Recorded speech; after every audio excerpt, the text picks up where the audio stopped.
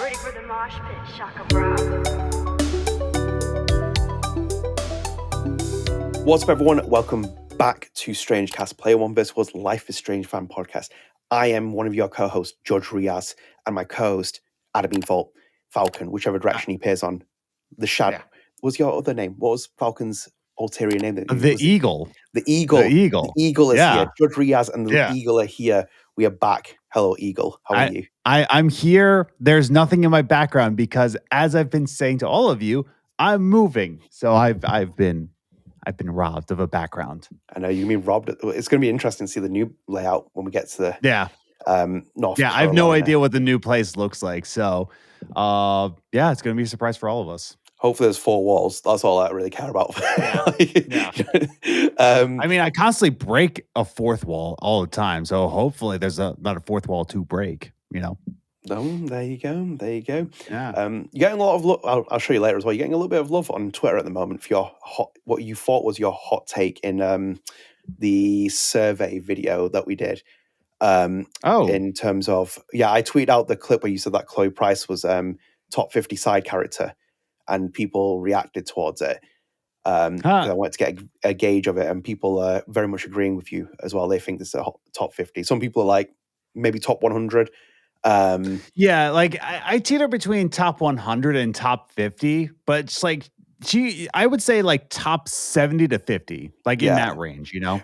The only reason I think she'd fall out the top 50 would be because there's like Luigi, for example. And it's like, really high profile established franchise where the side character is there. And it's like, technically they're going to take the top 50, aren't they? All those people. So it's like, like Kazooie and, all the other side characters. And it's top 100 for that. I think like it definitely top 100. But, in terms of like of all time, she has to be up there with 50 or 100. Yeah. And especially with Ashley Burch making the performance as well. It just adds things like she's more iconically known for that role than this could be a hot take, more iconically known than that's Aloy. A hot take. I was going to say... I personally think so. I personally think that people know her more for Chloe. Because I think Aloy's popular, but I don't think everyone knows Ashley Burch. But when it's Chloe Price, everyone knows it's Ashley Burch. That's I think it depends who you talk to. Yeah. Yeah. I miss Ashley Burch. I miss her. But she will be in this topic. We're going to include her in here. So before we start as well, if you are new here, please do like the video. Even if you don't like this video, like it. Judge Riaz will send you to the abyss. I know this is not the Lost Records Journal, but this gimmick is carrying over. You'll be sent to the abyss if you don't. So please like the video, share with your friends, subscribe, turn notifications, get help to keep up to date with all the content. We've got over 1,640 subscribers now, so please help us get 1,700. It's helpful. And also as well, StrangeCast is available on all podcast services. StrangeCast turns 4 years old this month as well. So, it's an amazing milestone. We've got 297 followers on Spotify. We've got a 4.8 rating with about 42 to 43 ratings. And we're on the march to 100 episodes as well. Technically, we passed it with the side A's and B's episodes we've done, but essentially we're almost on the closing verge of 100. So, yes, we are here. If anything as well, this is going to be a two-parter because as you'll probably learn off social media and other things as well, we're going to be doing hopefully another thing on the same day that we're recording. So we decided to split this episode up, and you'll see as well, again, if you follow us on social media, you'll see what we're talking about when this episode comes out. But there are 2 big pieces of news. One's going to be covered in this one the second part, but there are other little pieces of news to cover as well. So Adam, should we kick things off very quickly with our first piece as well? Oh, bloody hell. Bloody hell. So Adam, an update. This was on the March the 4th. And we have news from the BAFTAs, which is that, Life is Strange Double Exposure. We covered it on one of our previous episodes. It was nominated for Games Beyond Entertainment. It was nominated for Narrative. Life is Strange Double Exposure has not been nominated for a BAFTA award at the 2025 BAFTA Game Awards. So Deck Nine's game was on the 2 long lists. It is not on there. I can't remember if there was a tweet underneath it. There was one about Hannah Tell. Everyone gasped all together, united. So what? No. Shock and horror. Come on. But if anything, Adam, as well, I've got the BAFTA nominations up here because I think the one for me, technically there is a gasp that it's not nominated for Games Beyond Entertainment because that is the Life is Strange category. But in narrative, it was nominated here, which again, is still blowing my mind that it's nominated here. As you can see here are the nominations, which is Black Myth Wukong, Dragon Age, Final Fantasy VII Rebirth. Oh, what a nomination. What a great game. Metaphor, Re Fantasio, Senua's Saga, Hellblade 2. And Still Wakes the Deep. Nice. Still Wakes the Deep, that's in there. So some very solid category nominations there. And then which one was it? Was it Beyond Entertainment? Am I going blind here? There is 6 nominations. Botany Manor. Yep, Botany Manor. Yep. Kind Word 2, Loft City Pop. Senua Saga, Hellblade again 2. Tales of Kinzara. Yep. Tetris Forever. Wait, what? Yeah. Tetris Forever? That makes sense because Tetris Forever is technically a Tetris museum. So it talks about the development and also the political landscape of when Tetris was being made. So I love Tetris Forever. And, if you're ADHD and you love Tetris, so if you would be odd ADHD, it's a perfect game. Okay, fair. I will hold you to that. And then obviously, and Vampire Therapist there as well. Vampire Therapist. So in itself, Adam, again, it's still like there is a podcast if you do want us to go and watch us kick this game because we have said our piece on it. I think a lot of people have spoken their piece on Life is Strange Double Exposure, and we're going to keep continuing to talk about it later in this podcast. Obviously, for me, the big snub was the fact that Hannah Tell wasn't even long list for actors, which blows my mind a little bit. That was baffling beyond belief. And even narrative was like a wild. I was like, what is even going there? But for the game to not even get into the Life is Strange category, game beyond entertainment, and not even like it doesn't even have to win it. It was always the banker. It was the banker for Square Enix, like one of those memes where it's like, this is the banker, it's going to happen. Not even in that. I think. Yeah. Oh dear. I mean, oh dear, but also at the same time, it's like, are we shocked? Because again. For game beyond entertainment, that one I'm shocked for. I'm like, come on. It doesn't take much hard. I know it's a given. But again, when we talk about what is the premise to the beyond entertainment of Life is Strange Double Exposure, is it trauma? Like, is it trauma? Like, is it like what is it? Is it being a nepo baby in modern America? Like, what is it? Like, what is the cause that is being depicted within this game? We don't have any. So in my head, I'm like, finally, it makes sense that a Life is Strange game is not in this. Like Michelle Coe's Life is Strange games had causes, right? True Colors had a cause. It did. Like that was more mental health and trauma. It was mental health and trauma than and then Before the Storm, even that made sense. Abandonment issues for sure. This one is just like, what is it? Like it's so unclear of what the message is. Yeah. All the message I got is nepo baby. Like that's the message I got. So no, culturally relevant. At least, yeah, absolutely. So I don't know. I'm happy. It's like I want these developers to win awards, but for games beyond entertainment, no, I'm happy that it's not there.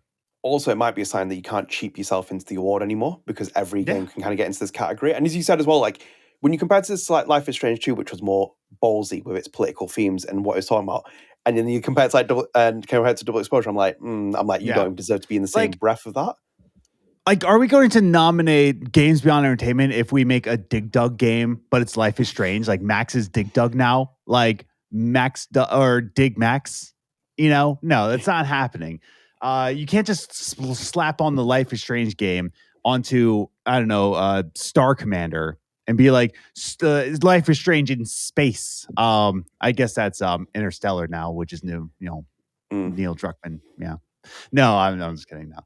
But no, it's fair what you're saying, because it's like, for me, the shock is that it's not nominated into it. It's like, does it deserve to be nominated? For me, no. But it's more the fact that it's shock it's not in there, because it was like such a given. Because you saw it at the accolades trailer and stuff, like Square would just plaster certain like accolades on it and be like, oh, it's got all these, and it's like, does that mean it's a good game or not? Like, not necessarily speaking. But generally speaking, when I saw the nominations and I was like, that's fine. In itself, I wish Tessa Rose Jackson and A Feel for Music could have got a nomination in the music category, even in the long list. Tessa Rose Jackson's music deserves it. Like, absolutely deserves it. But, And I will argue one thing as well. When this game doesn't get awards like this, it makes me feel sorry, for example, for like the performance direction with like Webb as a performance director, and then Hannah not getting nominated, because Hannah Tell should have got the nomination. Like, if this game was even ouncely, like better written, better narratively constructive, she would have got a nomination. And that's just such a shame that she's not in that nomination category, because I think no matter what anyone thinks of the game, she really carried the game. And like in itself as well, Square Enix is only saving grace for this game, not selling, well, it'll undersell, but we'll get on to that. To get even like better in terms of sales is the fact that Hannah Tell was there. And if it wasn't there, like, you know, they would have shot themselves even more in the foot with this. So it's just a shame to see the awards and the way that they played out, if anything. And I don't necessarily want to kick the dead horse for the time being, because we'll get on to that in a little bit. But it's like, it's just, I'm like, what have you done here? Like, it was such an easy, it was so easy to get into this.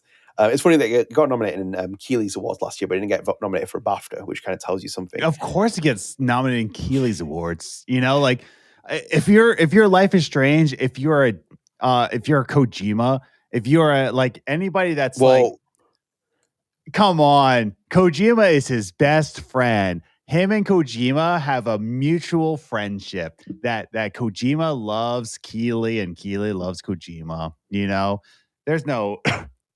Do you think they're really friends, though? Do you think they're actually friends? No. Jeff Keighley is Hideo Kojima's friend. Hideo Kojima chooses his own friends. Yeah, exactly.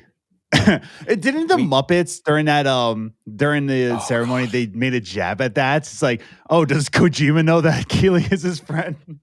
They did, yeah. And he's just like nodding his head, and he's like, and I'm like, I know he has a translator, and I know he understands English to an extent, but he's probably like, what the hell is that about? He's like, no, what it is. We do not speak slander of Hideo Kojima. That is a gospel rule on here.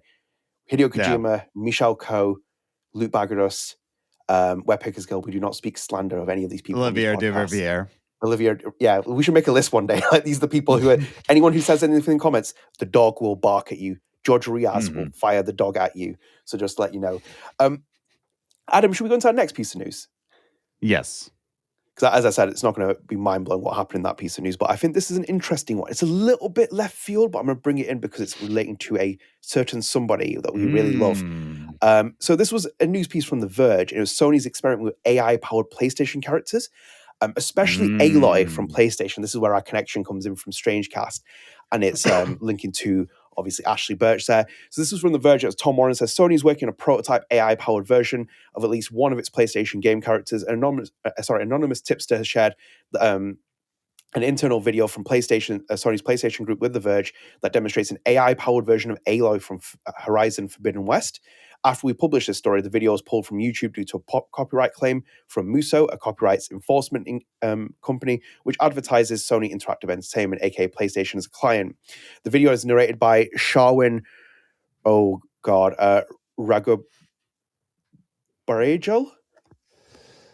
I'm not even going to try. Yeah, please don't.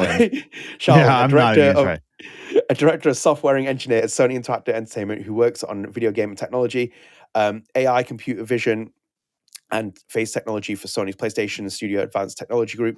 We watched Sharwin demonstrate an AI-powered version of Aloy that can hold a conversation with a player through voice prompts during the gameplay. Aloy could be seen responding to queries with an AI-powered synthesized voice. Oh, I'm feeling so creepy like reading this. And facial movements, both in a demo setting within the full Horizon Forbidden West game. Sharwin makes it clear that it's just a prototype that's been developed alongside Guerrilla Games to demonstrate the technology internally at Sony. Is it just a prototype? Oh, yeah. So they're suggesting that it's a prototype. So it's a technology demo uses OpenAI's Whisper for speech to text, and both GPT-4 and Llama 3, with Llama 3's Meta's model for conversations and decision making. Sony has its own internal emotion voice synthesis (EVS) system that uses free speech, according to Sharwin, and audio to face animations is powered by Sony's own Mockingbird technology. While the demo is seen running on PC, Sony has also experimented with running parts of technology directly on PS5 consoles with quote-unquote little overhead, according to Sharwin. Sony first demonstrated this internally a year ago before showing a more advanced version behind closed doors at Tokyo Sony Technology Exchange Fair in Tokyo in November. So I'm just going to quickly just double check this, if there's anything else that we need to cover in here. Let's go straight into Ashley Burch. There's a lot around that, so I think you get the gist of what the story is about. And Microsoft is doing something similar in terms of AI. So I love how the entire, Fantastic, Adam. I'll finish off. You're Yeah. fantastic. So this came out as well, which was Here What Horizon Does Zero actually Dawn Burch have actor. gray hair now? I don't think it's grey. I think she's dyed it. Okay. Yeah, I was about to think say she's not old yet. What the? No. What? She's adopted like the rogue look, but like full on. Okay. From X-Men. By the way, we love her. I adore Ashley Burch. Yes. So Ashley Burch, the award-winning voice and performance actor behind Horizon Zero Dawn's Aloy. Again, this is from The Verge. Sorry, one of the most prominent characters on PlayStation today. Well, my hot take's coming in there. Has some news. And some very strong thoughts about the leaked Sony experiment that saw her character voiced and performed by AI technology instead of her own. Or any other human being. The video originally shared with The Verge by a tipster and later pulled off YouTube. Oh, actually, have we read this? Yeah, we read that actually. No. So Burch says Horizon developer Guerrilla proactively confirmed to her that it is not actively in development, nor did it use her voice or facial data, Guerrilla claimed. But Burch says, having seen the demo, she is worried, and not just about her own career. She says, quote unquote, I feel worried about this art form. End quote. You can watch the video, immediately see full thoughts. I have watched this video. It's very interesting. I would recommend you to see it. And there's actually a full transcript there. Wow. So she's put, hi, let's talk about AI Aloy. I saw the tech demo earlier this week. Guerrilla reached out to me to let me know that the demo didn't reflect anything that was actively in development. They didn't use any of my performance for the demo, so none of my facial or voice data, and Guerrilla owns Aloy as a character. So all that said, I feel worried, and not worried about Guerrilla specifically, or Horizon, or my performance, or my Chris specifically even. I feel worried about this art form, game performance as an art form. We are currently on strike. SAG-AFTRA is on strike against video games because of AI, because this technology exists, because we know that game companies want to use it. We're asking for protections.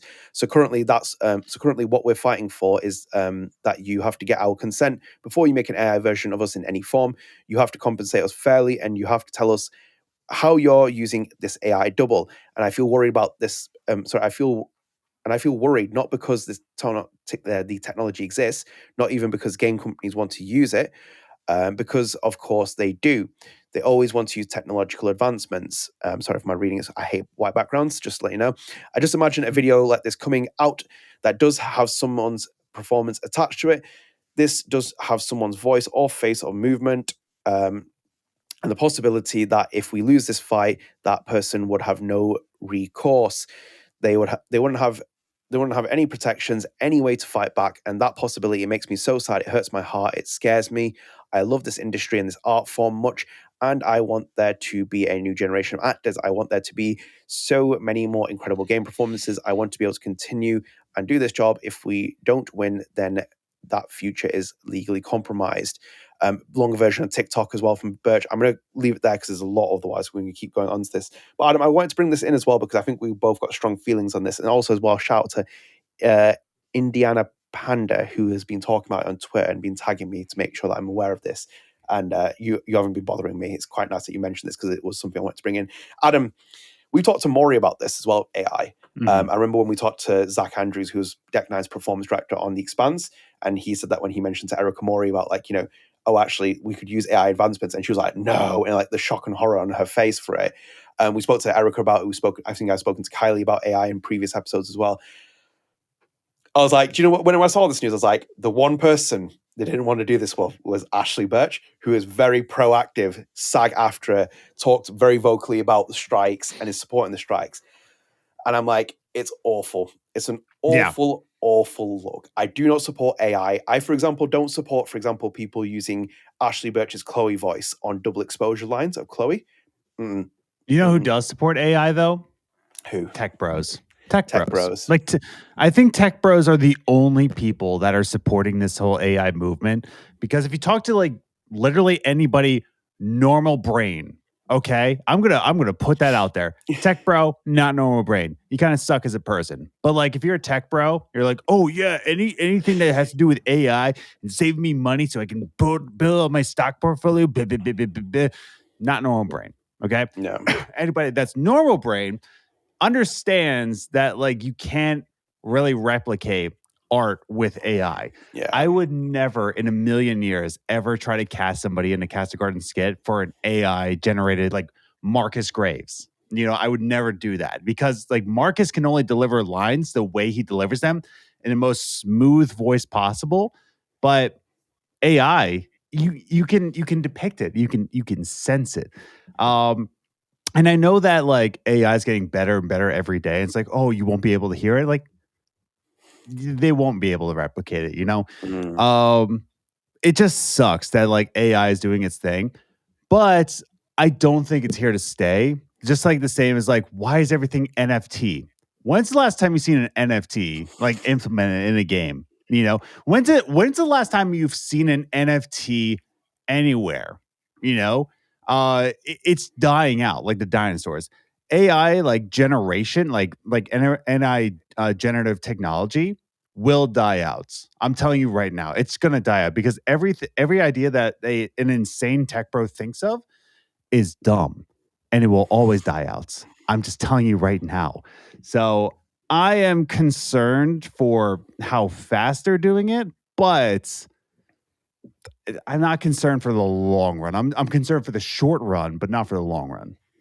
Yeah, you can spot the soul from the soulless. Like that's the immediate thing with art, and it's so easy as well. I remember seeing someone who did like use it like an AI model, and they made a live action version of Princess Mononoke and put it on Twitter, and people were, like blasting this person for it. Mononoke. Yeah. Mononoke. That's the 12 o'clock early morning thing. We're at 1 o'clock now, but like 1 o'clock 12 morning. o'clock. Well, I don't get up and I don't get out of bed until 4 o'clock. With the Princess Mononoke one that they did like a live action version with AI, and people responding rightfully saying it's horrible to start with. It did look horrible. And then it's also the same with like you using AI against I want to give anybody like a little shout out. By the time this episode comes out, there is a Princess Mononoke, by the way. Princess Mononoke 4K IMAX release coming to IMAX theaters pretty soon. It's coming out. Yeah, I know, dude. And it's not coming. So it's coming out this month, and it's going to be around my new place in North Carolina, but it's 280 miles away from the place I live currently. And it's going to be here March 26th. So if you're listening to this episode, if you're buying IMAX theater and you love Princess Mononoke, March 26th is going to be 4K IMAX. Like, so go take advantage of that. They should take advantage of that. Also, his best film to date. Top three. Really? Over Spirited Away? Yeah. Over Spirited Away? I think it has more depth in story.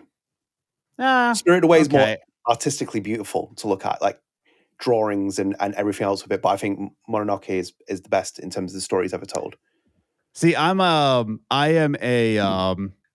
Spirited Away. Like I think they're like top two. Unfortunately though, I am I'm a scumbag. And my favorite film is Kiki's Delivery Service. Yeah, I am a sucker for Kiki's Delivery Service. I went to the anniversary showing in its full Japanese just recently, so in October, I believe. But yeah, so I saw it in theaters when it was in October. But Kiki's Delivery Service all day, every day. All day, every day. For me, like it would be, I think that's a fair claim with the first top two. It's like they are interchangeable as well. And then also as well, I think like my third one would be Porco Rosso. But like that's because it's a pig flying a plane. And I'm like, I'm sold on that. I'm like, there's some silly ones that you're like, no, I'm a sucker for this one. Yeah. Yeah. Back on to Ashley Burch, though, away from Miyazaki. Yes. I mean, the AI debate happened with that. And I'm very critical of this because, like, for actors, it's already a vicious industry. Like, you see it with Life is Strange, like the way that, for example, Square works like non-union actors, and like how SAG has like come down in the past. We were there for the industry strike before the storm was coming out. You know, you saw the devastating impact that that strike had. In terms of, I'm not saying in a bad way for actors. I'm saying in the sense of the repercussions were felt from publishers and big monolithic publishers taking advantage of actors, and they are fighting back, and they should rightfully fight back as well, because we were going to have Day on our podcast last year, but she's part of SAG and she's on strike, and it's good that SAG gives protections to their actors as well and is fighting back in this corner. They should fight against AI as well, because this could be like really game changing for a lot of actors and it could really impact them. I just found it, when I saw it as well, I was like watching this, I was like, Aloy. It happened to Aloy of all Yeah. characters. I was like, and Ashley, but I was like, oh my God. I even said it on Twitter as well in one of these shares. I said to her, I was like, this is weird to see with Ashley Burch of all people. I was like, do you really want to start, you want to throw a bit of like gasoline on that fire and see what happens to it? Because it's like, she's an actor at the end of the day, but she's got like different career paths and pursuits and successes. And she ain't going to be like messing with this. It's just an odd shame that it's again happening. And one of the things that it reminds me of, do you remember when you played Detroit Become Human? Oh, I love that game. Yes. And you have like that entire sequence with Chloe, the menu Chloe. It's like, for example, if a studio was going to do that and then they didn't take Gabriella Hirsch's permission, like they replaced the voices in the production because she plays hostess Chloe in the game. She's not actually Chloe's voice in the menu. They did it at a later date, but they recorded it and they still use her lightness and faintness. But it's just disturbing to think that, for example, like that was a good idea back in 2011 or not 2011, 2018, sorry, back that time when it was released. Detroit Become Human? Yeah, it was 2018, wasn't it? Yeah, that sounds right now. Now you say I think when I was thinking of 2011, I was thinking of Heavy Rain, I think it was. Yeah, Heavy Rain was 2011. Oh, no, I think Heavy Rain was 2008, Beyond is 2011, and Detroit is 2018, off the top of my head. Detroit is 2018, yes. And when's Beyond? I think that's 2011. Beyond was, oh man, now I This thought is going to be a Beyond test of my was memory. 2013. Oh, it could be 2013, actually. Beyond is... Ooh, 2013. Yes. 2013. Oh, I got 2 years off. Yeah. And I think Heavy Rain was 2008 or 9. I can't remember which one it was. It was recently its anniversary. Yes. Heavy Rain was released in 2010. Oh, 2010. Ooh. 2010. Run that phone Yeah, down. February 23rd. So like pretty close to 2009. Yeah, but it's like my point was like that hostess Chloe nowadays would probably be like an AI generative model which people would be using, and it's like, oh, we'll use it as the voice, and I get it as well. Like even do you know what as well? Tech Bros, you're right as well. Sam Altman as well. He's a dick. I'm gonna say that as well. I don't really like. I prefer my do with that, and he did it with the Scarlett Johansson thing. Do you follow that in the news when it was like happening with OpenAI? Really? Yeah. Let me see if I can. I'll put it up because it might be relevant to this as well. It's gonna go a little bit left field, but Scarlett Johansson was involved in like with this OpenAI controversy. I've got the video version there. I can pull it up for you guys to look at on screen. If you're not on listening, I will relay it there. So we got the Guardian article. This was only 9 months ago, Adam. So this is back in May 2024. So Scarlett Johansson's OpenAI clash is just the start of legal wrangles over artificial intelligence. So this was like amid like the entire like situation. So when OpenAI's new voice assistant said it was doing fantastic in a launch demo this month, Scarlett Johansson was not. The Hollywood actor said that she was shocked, quote unquote, shocked, angered, in disbelief, end quote, that the updated version of ChatGPT, which can listen to spoken prompts and respond verbally, had a quote unquote, had a voice, quote unquote, eerily similar to hers. And I'm like, I just don't like this, man. I don't like it's fine with, for example, like, back in the day when it was like Naughty Dog with Ellie, for example, and it looked very similar to Elliot Page, and it was like, oh, actually, and they kind of still tweaked it afterwards, and there was like, you have like little lines as well, but this is like, I don't like it, man. I don't like the fact that, for example, at Coachella, Tupac Shakur is on stage playing with Dr. Dre and Snoop Dogg. It's just something feels weird about it.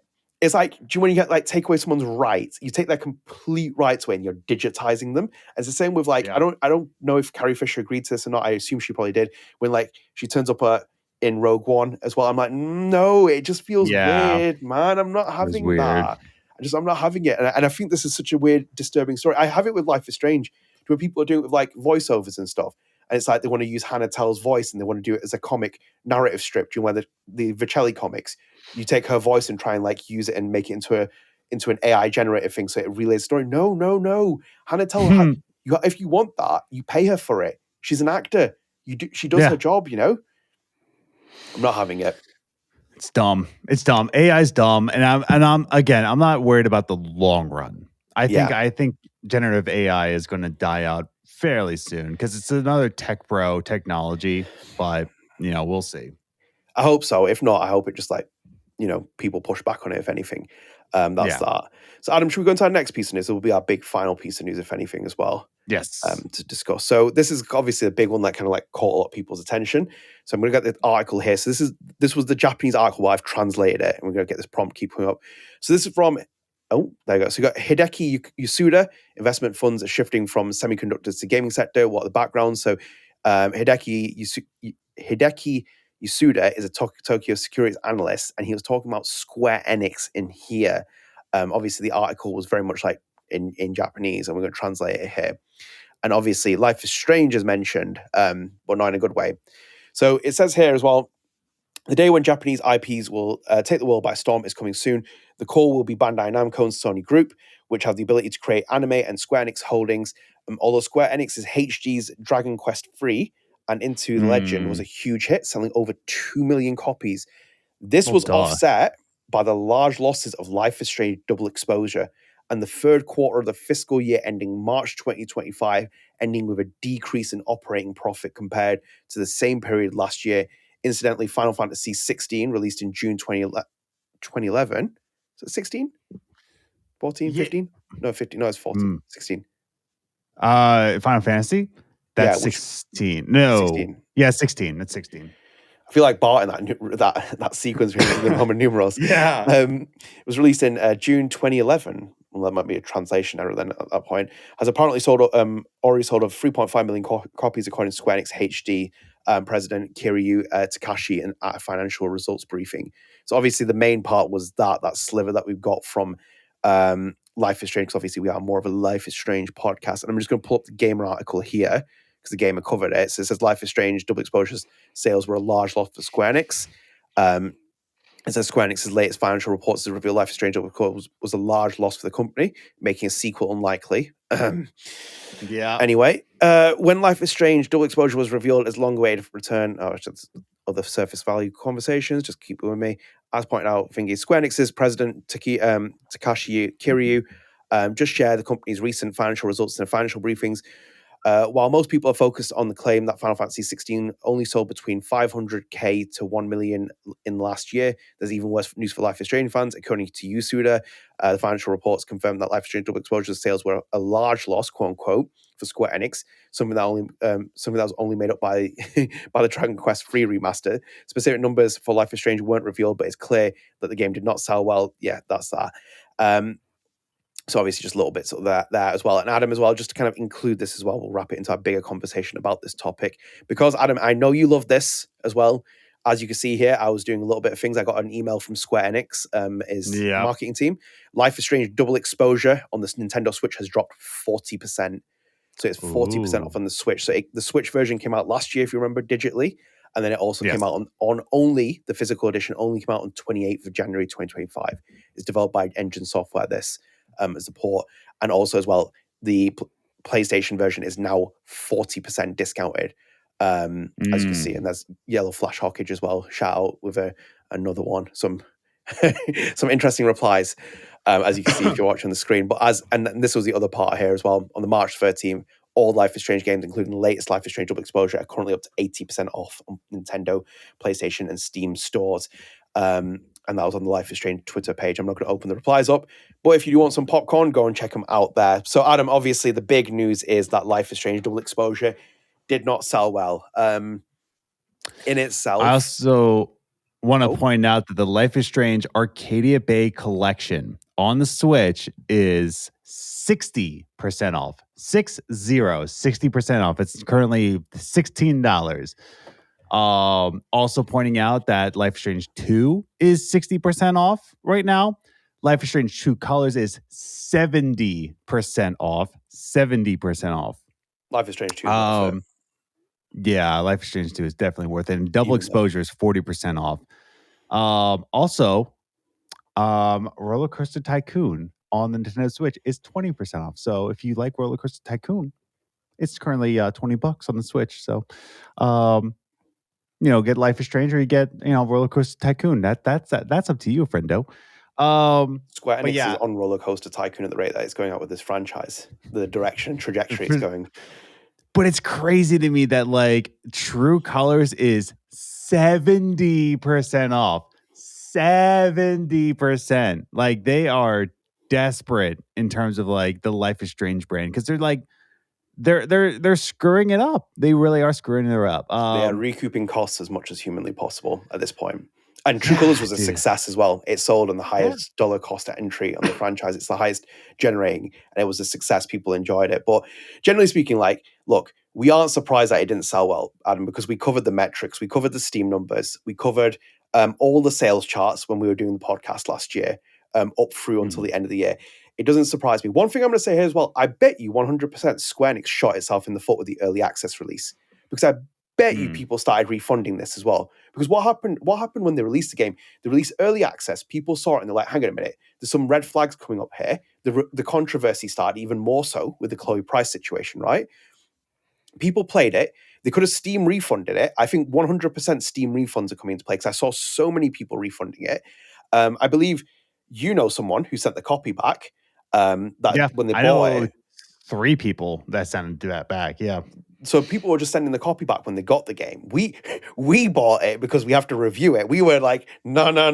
We were like, don't buy the Ultimate Edition. And then we were quietly off the podcast being like, should we buy this? It's like we know what's going to happen here. It's like it's not a good sign. So all of the sales metrics there looked bad. Optically looked bad. I think it was like the New Zealand sales charts. It got into like the top 20 or something. Off the top of my head, it was something like that we covered. But nothing majorly. And the worst part for this as well, and do you want the kick in the teeth is as well, Square Enix made a profit on one of those games there, and it's just financially had to coop up the mess that it's had from another one. Square Enix screams Capcom energy predating all the remakes that Capcom have done.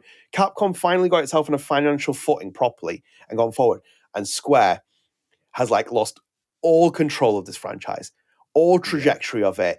Like the last thing I've enjoyed, barring Life is Strange Forget Me Not, I haven't read, is Steph's story. And that was because Katie Bence was fantastic as the narration and Rosie Ford was fantastic. But that was a licensed product out with someone else. Since then, the mess that they've created in the franchise since True Colors is remarkable. It's going to be studied one day. It will be studied back one day. Adnan Jr. and Adam Jr. will be doing StrangeCast 2.0 20 years from now, talking about how their fathers were in the hell trenches of Life is Strange, of the franchise. That's what's going to happen here. I just do not understand how you... Actually, no, I understand how you've messed this up. Red tape, bureaucracy, and focus groups. And that's why when people keep saying to me with the focus groups, oh, it could change, I will never say it couldn't change. But... And people have used other examples where it's like, it's Bungie, or it's like this. These other studios have changed in direction on franchises. But look at the franchise publisher we're talking about here. Look at the franchise publisher. If you're a Final Fantasy fan, you were in hell for years.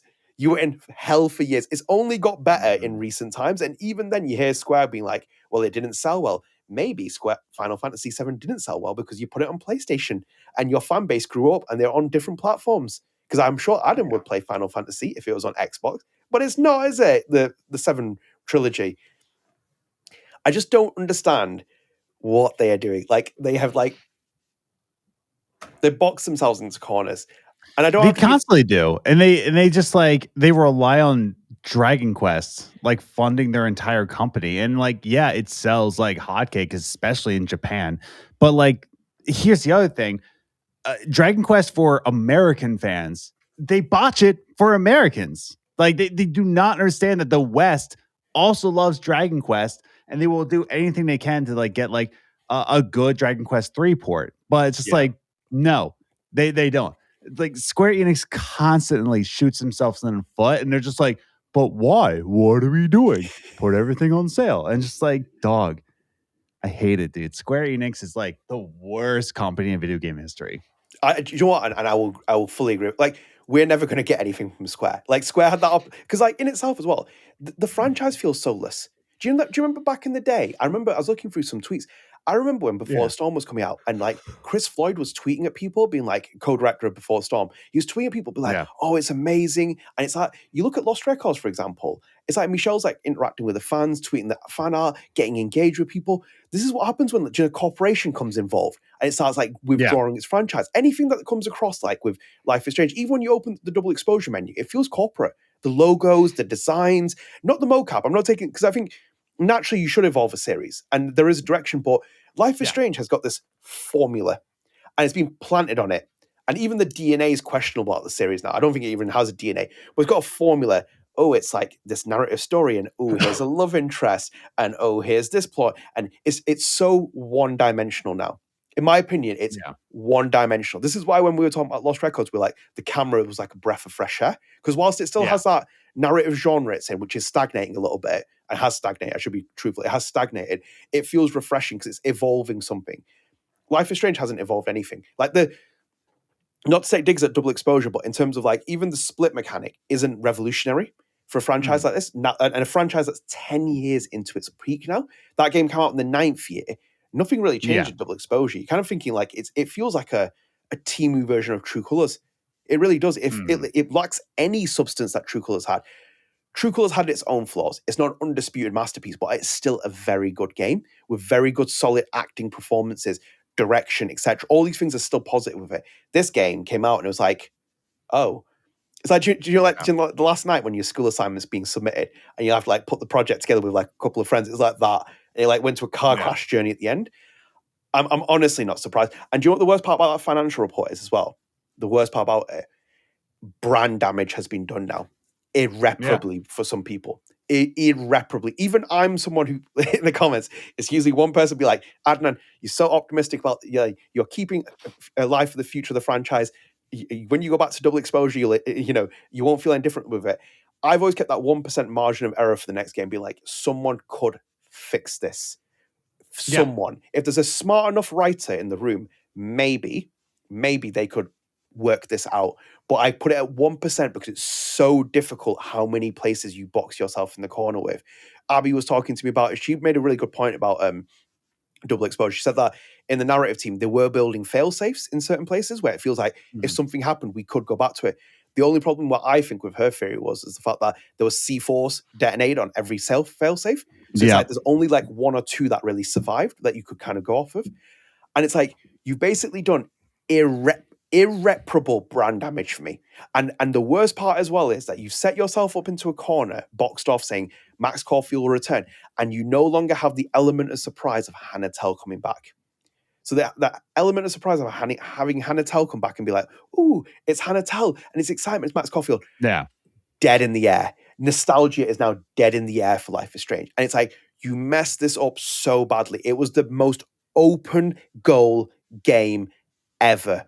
It would have generated a fortune. Like, it could have easily generated with the old school fan base had they delivered with it. And yet it's the most divisive entry in the franchise.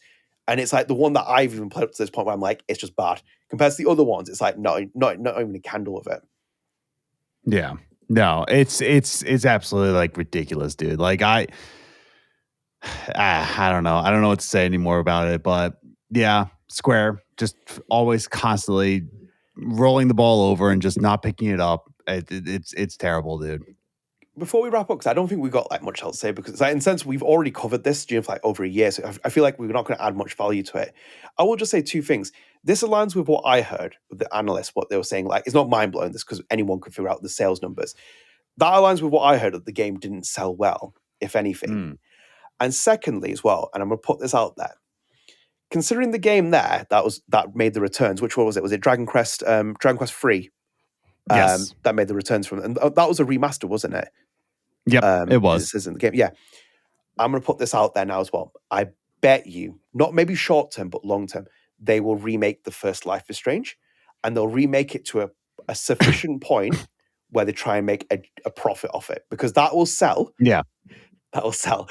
That will sell so long as you do a half decent job. And the only caveat I'm going to put here is it might not sell because considering the remastered collection, how much they botched that up, it wasn't like that difficult to do it. Like, noticeably, the lip sync is great. That was something that could have done. You made all this other mess with it, which is ridiculous. I have a funny feeling that where this series goes as well, and if it has long-term legs, which let's see where it goes from here, they will remake that first Life is Strange because it's definitively tacked on to make money. But again, that's going to cost money as well. And production-wise, you have to change actors. It's like they're going to have to change actors, aren't they? So, like, for example, in that, Ashley Burch ain't going to happen for me. So you're going to have to bring in a new actor. So do you bring in Rihanna DeVries? And then in itself, you've seen all Square stuff as well with, like, Chloe as well. Do you really want to go down that route? Then in itself, would you bring back Day for, like, Kate and... But she's SAG. Do you work with SAG actors? Yeah. I don't know. So that's and then the fanfare goes. So for example, Danny Knights, who plays Victoria's actor, doesn't really act. I don't think she acts anymore. Will you be able to get the other actors back for it? Then there's no Michelle Coe, who's unless you can somehow get him as a supervisor on the project, then it'd be great. But I don't think they're going to. So essentially, you're talking about the Arcade Bay collection where they misspelled Ashley Burch in the credits. Oh yeah, I remember that. Wow, that was something, wasn't it? Like, yeah, you misspelled Ashley Burch, dude. So but that's the thing with it. And you say it as well during when you mentioned it earlier, when you mentioned NFTs. Do you remember when Square were like, we're going to do NFTs? And I was like, oh, that's my what God. I mean, dude. It's just like there's a lot of like tech bro technology that I'm just like, no, dude. Like it's just gonna fall apart, just like NFTs did, you know? My thing is, and this is the honest as well, I don't see this changing until Square becomes less stubborn. And also before someone jumps in the comments, ironic, I know, from me, the most stubborn human being on the planet. But until you change the stubbornness of the franchise, then we'll see results. And this is why people have talked about the focus groups, and we've seen some of the comments and stuff, and people who have gone there, they've been like, I wasn't really impressed with what I've been shown or what I've heard there. And it's like, it was a nice experience to give my feedback on things. But, you know, they were like, you know, like within the realms of NDA, they were like, I'm like, Square Enix, you are not going to focus group. You will not focus group your way out of this. I'm going to put this out as a declaration. You will not focus group yourself out of this. And if you want the feedback, it's online, it's free, and it will show you the direction you need for the series. I will say another thing as well. One last thing as well before we wrap up here. It doesn't matter if it's Deck 9 or not. You could bring in Night School Studio, and would it be an unbelievable Life is Strange game working under Square Enix, for example? No. Imagine a Life is Strange game with oxen-free graphics. That would be actually pretty cool, though. In the next part, we're talking about Deck 9 and the mocap thing, and we'll talk about it.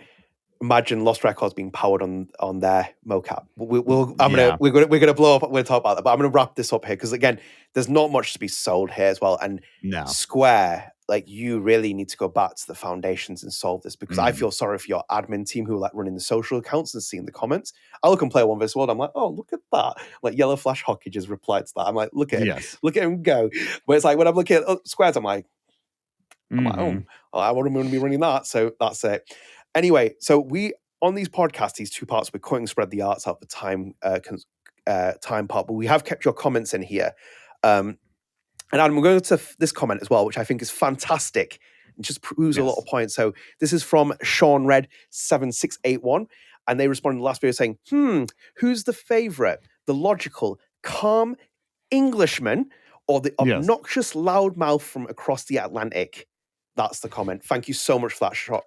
Sean Red, that is amazing. And yes, I did tell you that. That's not the... And that's the thing, when he said kidding, and he's like, oh, kidding, like he's gonna like offend me. I'm like, do you not think I know who I am? I own a mirror. I know who I am. I'm a obnoxious loudmouth American. But they've met the dog, and that's why the second part of this comment knows that they don't want to get tapped by the dog. So it's kidding, Adam. You're both great, and a lot of time people deserve to be yelled on the internet because they're often stupid. I completely agree with that. This comment here: if Don't Nod need to go and work on other established IPs in order to keep going, absolutely they should. As much as I love Life is Strange series, Lost Records is a story-driven genre of game. It is a sad fact that they do not sell as well as your Call of Duty's, Tomb Raiders, and Assassin's Creed. So if they need to lend their talent out to other genres of games, they 100% should, because it would be a huge loss to the gaming industry if we lost Don't Nod. I think that comment from start to finish is spot on about me being better than you, and also as well about I think the second part of that comment is fantastic. That's spot on. And I hope that Don't Nod does work with publishers, as we spoke about in the last one, and I hope it's away from Square, personally speaking. I have no love lost to Square right now. I ain't getting my free Alex Chen jacket. Adam's not getting his free records or something. We're going to give you the truthful, unfiltered, unbiased opinions on it, and that is like spot on that comment as well. I think Don't Nod does need to work with publishers. I think there's success with that. Vampire has shown. You've played Banishers. It didn't sell commercially, but talent is there, and if Don't Nod hits a gold mine, it could be fortunes for the studio. So very good comment, Sean Red, and thank you for the lovely comments for this lovely Englishman as well, as he is as well. Yes, I told you people love me. Even when they watch StrangeCast, they're like, Adnan, we're here for him. And even for Lost Records, Adnan. Even for the Fireside with A and Abby, like, when they're saying Abby, they mean Adnan. That's what they think. Yeah. Well, I mean, who reaches out to me on social media? Nobody reaches out to me because they know they're going to be barked at. Like, it's just like, I'm not a good person to be contacting on social media. So of course not. Well, yes, no, but I'm not that. I rely on both you and Abby to keep the pillars alive here. So I think we should end on that note as well. And thank you for joining us. I hope you enjoyed the episode. Let us know in the comments how you feel about things. Obviously, feel free to let us know about Life is Strange. Let us know if you think it's going to continue as well. That'd be interesting. If you do you think it's going to continue or not? I'm 100% convinced it's still going to continue as it is. But anyway, if you are new here, Judge Riaz says you should like this video, share with your friends, subscribe, turn on notifications. If you do not like this video, your sales will decline like Square Enix in your independent company. That's what's going to happen. Square Enix will publish you. That's what I'm going to say. That's the one here. Yes, so publish you. Imagine if we had to do the podcast under Square Enix. That'd be like, it'd be like, the next episode would be like, and here's Adam. And wait, who's that? It's like Timu version of Adnan's coming. It's like fantastic. But yeah, we are done here. Do check us out on Spotify. Do check us out on podcast services available on everything. So please do go and like us there, rate us, and subscribe. It helps get instant access. The episodes helps us boost our visibility as well. So stay tuned. The second part will be out hopefully on the Wednesday. This is coming out on the Monday, hopefully. So yeah, take care. We've got more to talk about in the next part. See you later. Bye. Later. Ready for the mosh pit, Shaka Bra.